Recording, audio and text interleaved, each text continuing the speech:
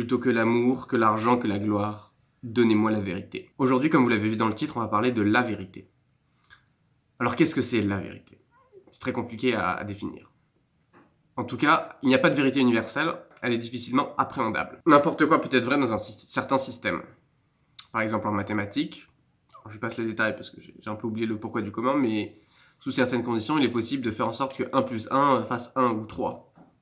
C'est faisable. Donc même les sciences dites dures ne prétendent pas nous accorder une vérité universelle.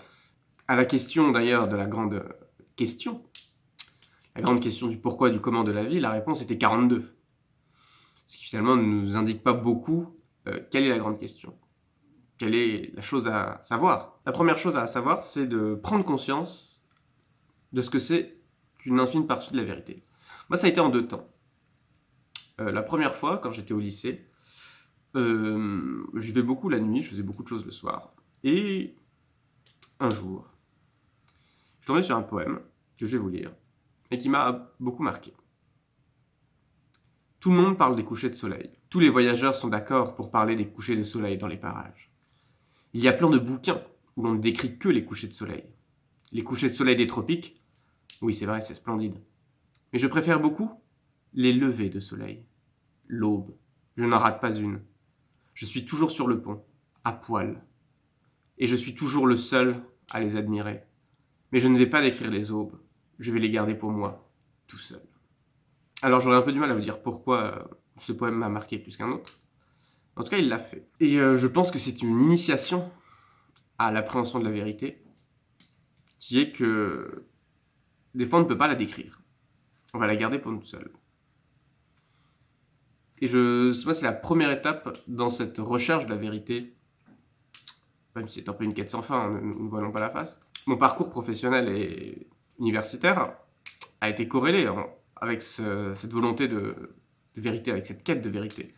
J'ai commencé par de l'histoire, puis du droit, puis de la sociologie, enfin de la science politique. Les mathématiques et les sciences dures auraient pu mériter mon attention, mais ce n'a pas été le cas parce que, pour des raisons que je n'évoquerai pas ici, parce que le domaine des sciences dures ne renvoie pas aux meilleures parties de ma vie. Mais pour la recherche de la vérité, il faut avoir vécu, il faut s'être questionné, il faut surtout, plus que tout, avoir été amené à se questionner. D'où vient ce questionnement? Mais il n'arrive pas comme ça. Il arrive d'un moment où les masques et les mensonges que l'on accepte ou que l'on se raconte ne suffisent plus.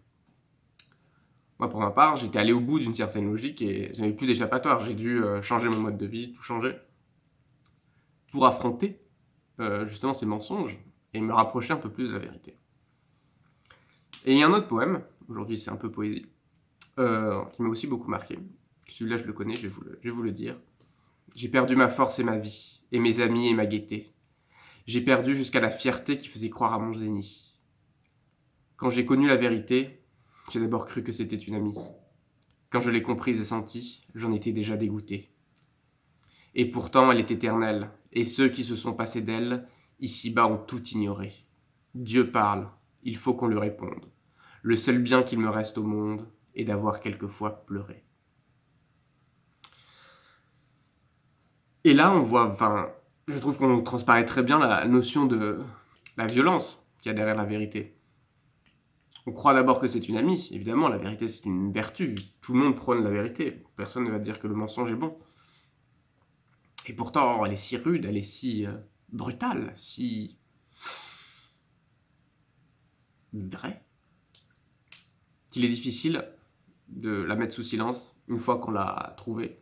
Ne pas se lancer dans la quête de vérité, comme dit Musset, c'est passer à côté de la vie. Alors bien sûr, au début, les mensonges semblent assez évidents. Telle ou telle chose qu'on nous a dit comme bien était en réalité fausse, on se libère du poids de notre éducation, de tout ce qu'on nous a imposé quand on était enfant sans qu'on le veuille. Mais plus le temps passe, plus ces grosses lignes, ces gros poids ont été enlevés de nos épaules, plus on peut se rapprocher de la vérité, et plus en réalité ça va demander d'efforts pour affiner. On a enlevé au début les grosses lignes qui nous barraient la route, mais au fur et à mesure on va devoir enlever chaque petite aile qui nous empêche d'y voir clair. Pour finir, je dirais que la vérité du plus fort est toujours la meilleure. À demain.